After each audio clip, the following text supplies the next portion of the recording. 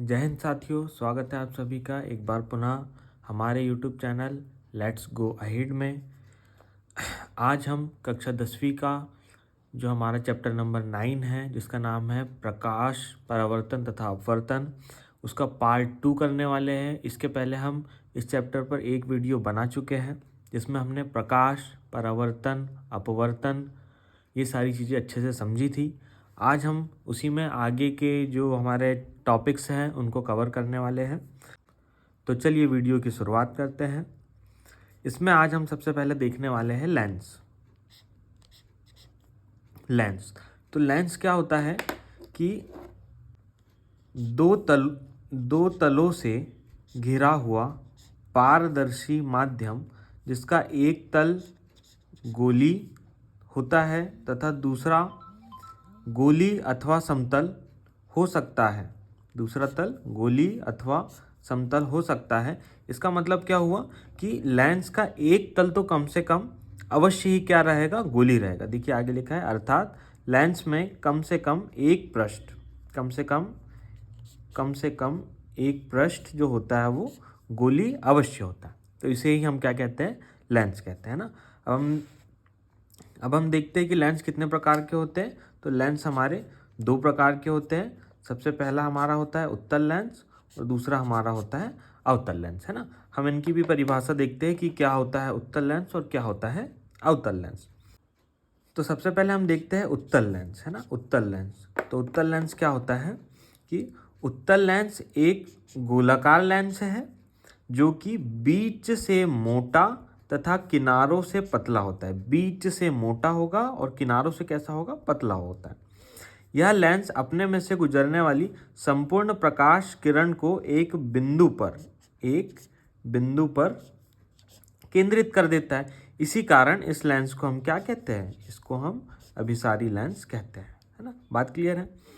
इसके बाद हम देखेंगे कि इसमें जो हमारा उत्तल लेंस होता है, इसमें वस्तु का प्रतिबिंब जो बनता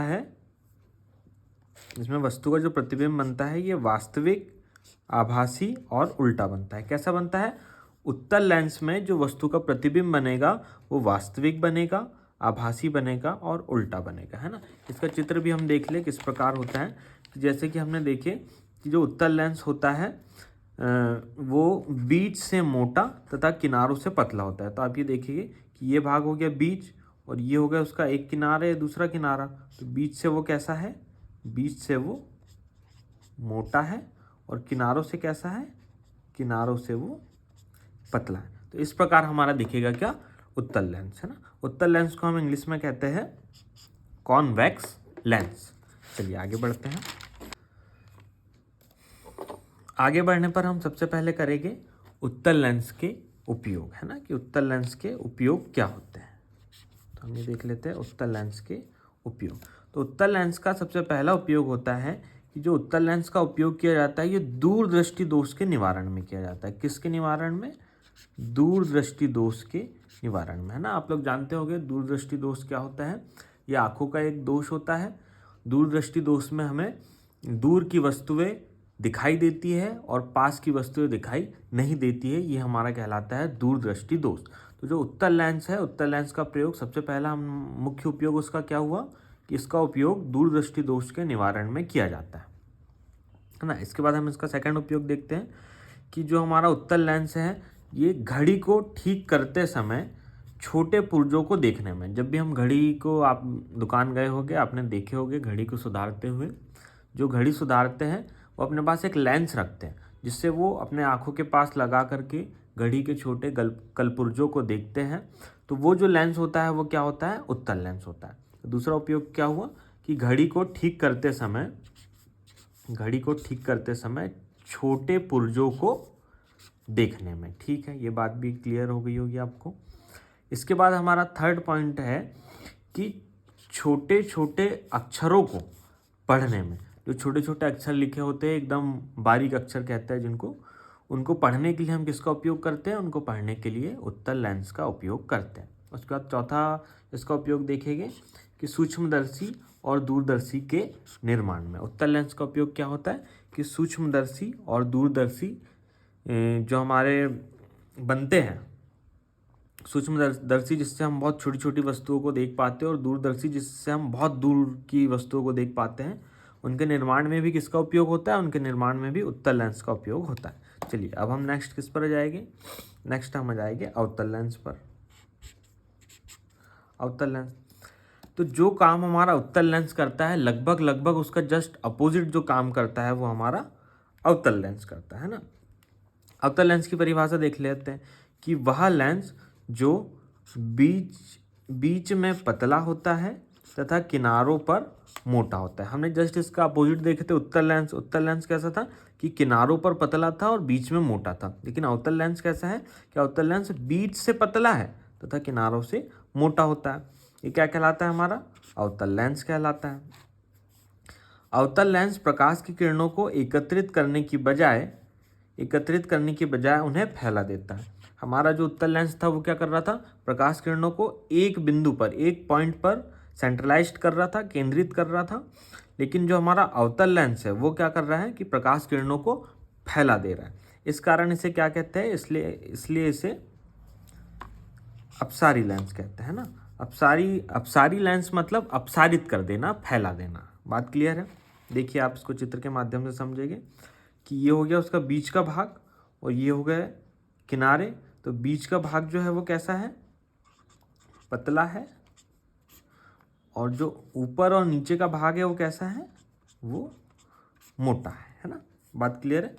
जो हमारा अवतल लेंस है, अवतल लेंस को हम क्या कहते हैं? इसको हम कहते हैं कॉनकेव लेंस। ठीक है, इसके बाद हम देख लेते हैं जो हमारा अवतल लेंस है उसके उपयोग क्या क्या है। अवतल लेंस के उपयोग, तो सबसे पहला अवतल लेंस का उपयोग, हमारा जो उत्तल लेंस था उसका सबसे पहला उपयोग हमने क्या लिखे थे? उत्तल लेंस का सबसे पहला उपयोग हमने लिखे थे कि इसका उपयोग दूरदृष्टि दोष के निवारण में किया जाता है। तो अवतल लेंस का सबसे पहला उपयोग किया जाएगा कि इस लेंस का प्रयोग निकट दृष्टि दोष के निवारण में होता है। निकट दृष्टि दोष के निवारण में होता है मतलब कि जस्ट उसका उल्टा। चलिए आगे बढ़ते हैं। दूसरा उपयोग देखेंगे हम अवतल लेंस का। तो इसका दूसरा उपयोग आएगा कि गाड़ियों के जो हेडलाइट होते हैं, जो सामने के हमारे मेन लाइट होते हैं, सामने के गाड़ियों के मेन लाइट होते हैं, उनको हम हेडलाइट कहते हैं। उसमें किसका उपयोग किया जाता है? उसमें अवतल लेंस का प्रयोग किया जाता है।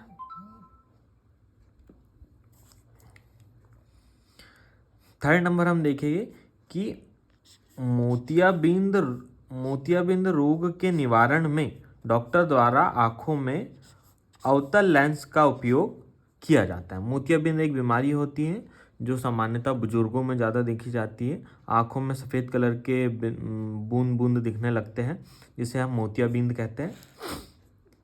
तो उसके निवारण के लिए भी डॉक्टरों द्वारा अवतल लेंस का उपयोग किया जाता है। फोर्थ नंबर हम देखेंगे कि सड़कों के किनारे लगी स्ट्रीट लाइट पर, है ना, सड़कों के किनारे जो स्ट्रीट लाइट लगी होती है उसमें भी क्या किया जाता है? अवतल लेंस का उपयोग किया जाता है। ठीक है, चलिए आगे बढ़ते हैं। आगे हम देखेंगे लेंस की क्षमता। लेंस की क्षमता क्या होती है? लेंस की क्षमता देखते हैं हम। लेंस की क्षमता, किसी लेंस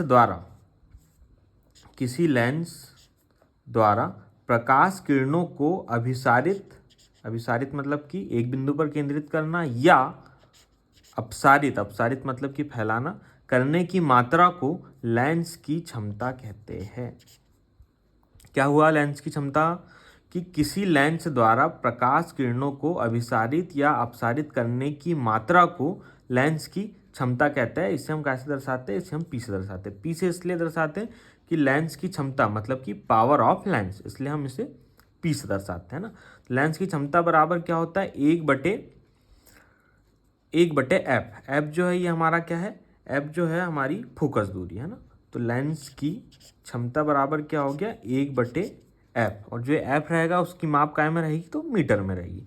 दूसरी सबसे महत्वपूर्ण बात कि लेंस की क्षमता का मात्रक, लेंस की क्षमता का जो मात्रक होता है वो डाईऑप्टर होता है।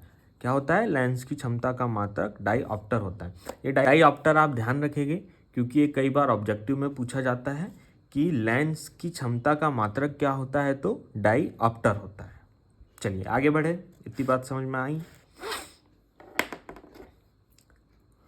आगे हमारा नेक्स्ट टॉपिक है गोली दर्पण। अभी हमने लेंस को पूरी तरह कंप्लीट किया। अब हम किसकी बात करेंगे? अब हम बात करेंगे दर्पण की, गोली दर्पण की, है ना। तो देखिए गोली दर्पण की परिभाषा क्या होती है?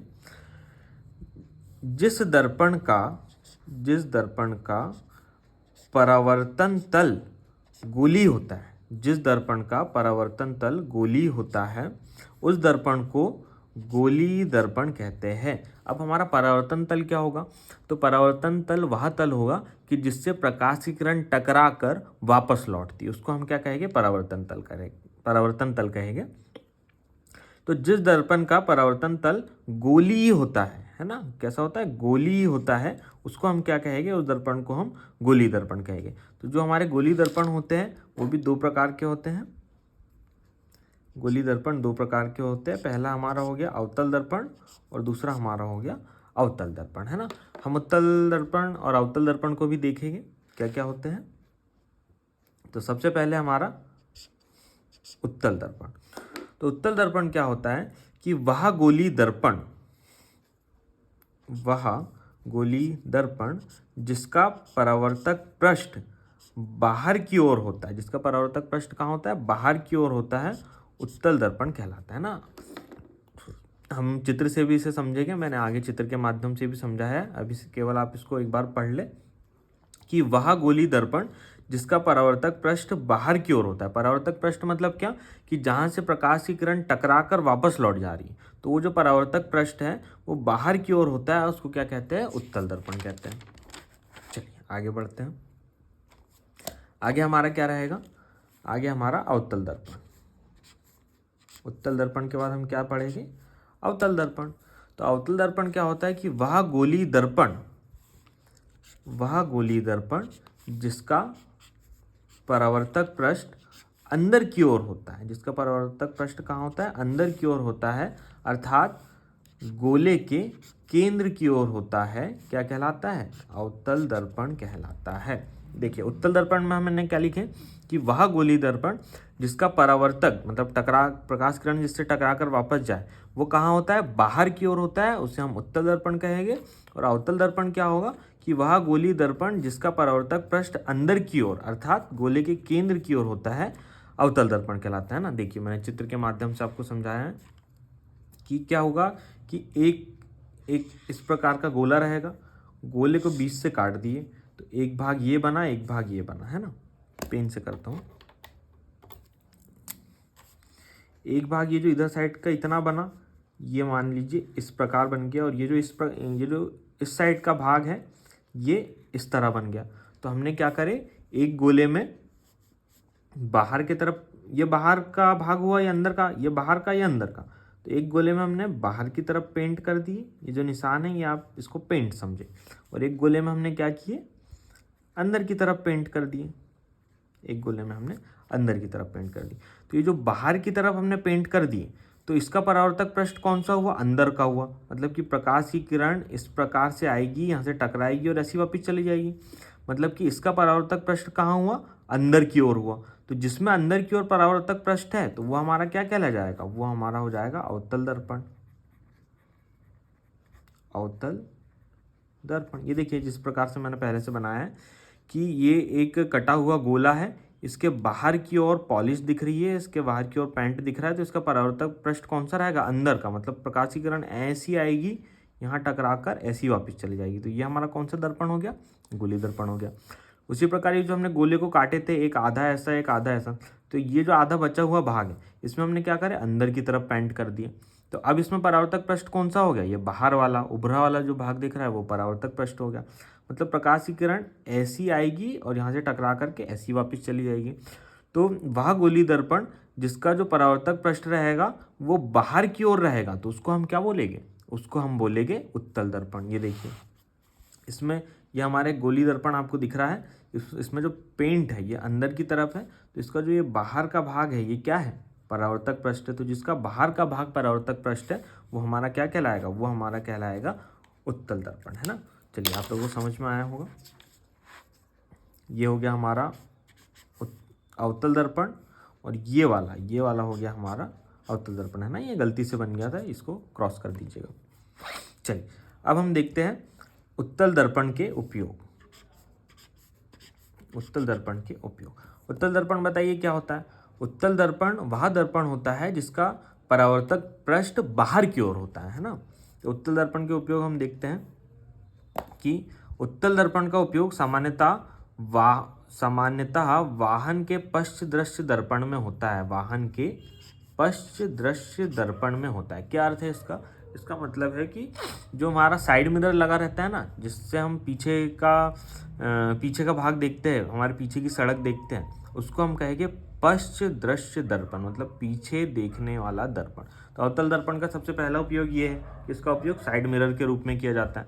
दूसरा उपयोग इसका क्या है? दूसरा उपयोग है कि धूप के चश्मे में उत्तल दर्पण का प्रयोग करते हैं। काय में? धूप के चश्मों में उत्तल दर्पण का प्रयोग करते हैं ना। इसी प्रकार हम क्या देखेंगे? इसी प्रकार हम देख लेंगे अवतल दर्पण के उपयोग। अवतल दर्पण के उपयोग है ना। तो अवतल दर्पण का सबसे पहला उपयोग होता है कि अवतल दर्पण हमारा सबसे पहले क्या हुआ कि वह दर्पण जिसका परावर्तक पृष्ठ अंदर की ओर होता है, अर्थात कहाँ होता है? केंद्र की ओर होता है, हमारा अवतल दर्पण कहलाता है। तो अवतल दर्पण का उपयोग क्या होगा कि सबसे पहला इसका उपयोग कि दाढ़ी या हजामत बनाने में, है ना। जो हमारा अवतल दर्पण होता है वो क्या करता है? छोटी वस्तुओं को बड़ा करके दिखाता है। तो इसका उपयोग हम काय में करते हैं? दाढ़ी बनाने में करते हैं ना। इसके साथ साथ हम इसका और उपयोग काय में करते हैं? टार्च, है ना, सर्च लाइट या वाहनों के लैंपों में किसका उपयोग करते हैं? अवतल दर्पण का उपयोग। जो हमारा उत्तल दर्पण है वो क्या करता है? उत्तल दर्पण कि ये बड़ी वस्तु को छोटी करके दिखाता है। तभी तो हम साइड मिरर के रूप में यूज़ कर रहे हैं ना। पीछे हमारे कितने बड़ी बड़ी गाड़ियाँ दिखती हैं हमको, वो हमको छोटे से मिरर में दिख जाती हैं। मतलब कि हमारा उत्तल दर्पण क्या कर रहा है? बड़ी वस्तुओं को छोटा करके बता रहा है। क्लियर बात। इसके बाद हमारा जो अवतल दर्पण है, अवतल दर्पण क्या करता है? इसका उपयोग हम काय में कर रहे हैं? इसका उपयोग हम दाढ़ी बनाने में कर रहे हैं, है ना। तो ये क्या करता है कि छोटी वस्तुओं को बड़ा करके दिखाता है ना। यही कारण है कि व्यक्ति दाढ़ी बनाते समय अवतल दर्पण का उपयोग करते हैं कि कहीं कुछ हमारा दाढ़ी बनाते समय कुछ जो बाल छूटे रहे वो हमको नजर आ जाए, है ना। चलिए आगे बढ़ते हैं। आगे करने वाले हैं हम वक्रता त्रिज्या क्या होती है ना। वक्रता त्रिज्या के बारे में हम पढ़ेंगे कि वक्रता त्रिज्या क्या होती है। तो देखिएगा आप कि गोली दर्पण का परावर्तक पृष्ठ जिस गोले का भाग होता है, जो हमारा एक गोली दर्पण है उसका परावर्तक पृष्ठ जिस गोले का भाग होता है उसकी त्रिज्या दर्पण की वक्रता त्रिज्या कहलाती है। इसे कैपिटल आर से दर्शाते हैं ना। क्या बात समझ में आई आपको कि हमारा ये एक गोला है, ठीक है, इसको हम बीच से काट देते हैं। तो जो गोली दर्पण का परावर्तक पृष्ठ है ना, हमारा गोली दर्पण मान लो ऐसा बन जाएगा, ऐसा गोली दर्पण है ना। तो गोली दर्पण का परावर्तक पृष्ठ जिस गोले का भाग होता है, ये हमारा जो प्रश्न निकला है ये इस गोले का भाग है। तो उसकी त्रिज्या, इसकी त्रिज्या क्या होगी? बीच में एक सेंटर पॉइंट, यहाँ से लेके यहाँ तक की जो लाइन होगी वो हमारी त्रिज्या होगी। तो इसकी जो त्रिज्या होगी इसी को हम क्या बोलेंगे? दर्पण की वक्रता त्रिज्या बोलेंगे। इसे हम कैपिटल आर से दर्शाते हैं। बात समझ में आई कि हमारा ये एक गोला है, इसको हम बीच से काट करके हमारे दो दर्पण बनाते हैं। तो जो हमारा गोली दर्पण है, ये हमारा गोली दर्पण, ये परावर्तक पृष्ठ के जिस गोले का भाग है उसकी जो त्रिज्या होगी उसी को हम क्या बोलेंगे? वक्रता त्रिज्या बोलेंगे, है ना। चलिए ये बात क्लियर हुई होगी आपको। अब हम देखेंगे आगे क्या फोकस दूरी क्या होती है। फोकस दूरी क्या होती है? तो गोली दर्पण के ध्रुव तथा मुख्य फोकस के बीच की दूरी, गोली दर्पण के ध्रुव तथा मुख्य फोकस के बीच की दूरी को उस दर्पण की फोकस दूरी कहते हैं। गोली दर्पण के ध्रुव तथा मुख्य फोकस के बीच की दूरी को उस दर्पण की फोकस दूरी कहते हैं। आगे देखेंगे हम, यदि दर्पण की वक्रता त्रिज्या जो है कैपिटल आर है, तो दर्पण की फोकस दूरी कैपिटल एफ बराबर आर बटे 2 होगी। मतलब क्या हुआ? इसका मतलब ये हुआ जो फोकस दूरी होती है वो वक्रता त्रिज्या की आधी होती है। जो फोकस दूरी होती है वो वक्रता त्रिज्या की आधी होती है, ठीक है। फोकस दूरी के बारे में बात क्लियर हुई। अब हम आगे देखते हैं मुख्य फोकस क्या है। इसमें एक वर्ड आया हमारा मुख्य फोकस, तो अब हम देख लेंगे कि मुख्य फोकस क्या है ना। चलिए देखिएगा कि मुख्य अक्ष के समांतर चलने वाली प्रकाश की किरणें दर्पण से परावर्तन के पश्चात मुख्य अक्ष के जिस बिंदु पर मिलती है या मिलती हुई प्रतीत होती है, उस बिंदु को दर्पण का मुख्य फोकस कहते हैं। इसे कैपिटल एफ से दर्शाते हैं। क्या परिभाषा समझे हम इससे कि मुख्य अक्ष के समांतर चलने वाली प्रकाश की किरणें दर्पण से परावर्तन के पश्चात, दर्पण से टकराएगी वापस आएगी, दर्पण से परावर्तन के पश्चात मुख्य अक्ष के जिस बिंदु पर मिलती है या मिलती हुई प्रतीत होती है, उस बिंदु को दर्पण का मुख्य फोकस कहते हैं। इसे हम कैसे दर्शाएंगे? इसे हम कैपिटल एफ से दर्शाएंगे। चलिए आगे बढ़ते। आगे हमारे पास रहेगा सघन एवं विरल माध्यम। जब हमने पार्ट 1 कंप्लीट करे हैं इस चैप्टर का, उसमें हमने देखे हैं कि परावर्तन क्या है, अपवर्तन क्या है। परावर्तन और अपवर्तन दोनों करते समय हमें सघन और विरल माध्यम की ज़रूरत पड़ी थी। अपवर्तन में हमने करे थे कि जब प्रकाश की किरण एक माध्यम से दूसरे माध्यम में प्रवेश करती है तो अपने मार्ग से विचलित हो जाती है। तो दो माध्यम क्या है, एक होता है सघन माध्यम और एक होता है विरल माध्यम। तो उसी के बारे में हम थोड़ा सा देख लेते हैं कि क्या होता है सघन माध्यम और क्या होता है विरल माध्यम। तो सबसे पहले हम देख लेते हैं सघन माध्यम, है ना। तो सघन माध्यम क्या है? जिस माध्यम का प्रकाशीय घनत्व अधिक होता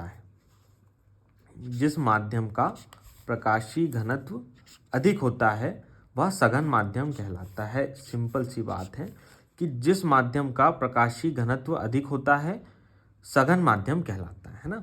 अब हम क्या देख लेते हैं? विरल माध्यम, है ना। जस्ट इसका अपोजिट हो जाएगा विरल माध्यम, कि जिस माध्यम का प्रकाशीय घनत्व कम होता है क्या कहलाता है? विरल माध्यम कहलाता है ना। आप सघन और विरल के नाम से भी इसका अर्थ निकाल सकते हैं। सघन मतलब होता है कि बहुत ज़्यादा पास पास, और विरल मतलब होता है कि दूर दूर। तो सघन माध्यम क्या हुआ कि जिस माध्यम का प्रकाशीय घनत्व अधिक होता है सघन माध्यम कहलाता है। विरल माध्यम क्या हुआ? जिस माध्यम का प्रकाशीय घनत्व कम होता है विरल माध्यम कहलाता है। तो चलिए आज के लिए इतना ही। इस वीडियो में हमने लेंस, दर्पण, सघन माध्यम, विरल माध्यम आदि को समझा है। इस चैप्टर पर हम एक वीडियो और बनाएंगे जिसमें बचे हुए क्वेश्चन को मैं आप लोगों को कराऊंगा। यदि आपको वीडियो अच्छी लग रही हो, वीडियो पसंद आ रही हो, तो हमारे चैनल को सब्सक्राइब करें, अपने साथियों के साथ शेयर करें। हमारा चैनल है लेट्स गो अहेड। इस चैनल को आप फॉलो करें, वीडियो को अपने साथियों के साथ शेयर करें। वीडियो देखने के लिए बहुत बहुत धन्यवाद।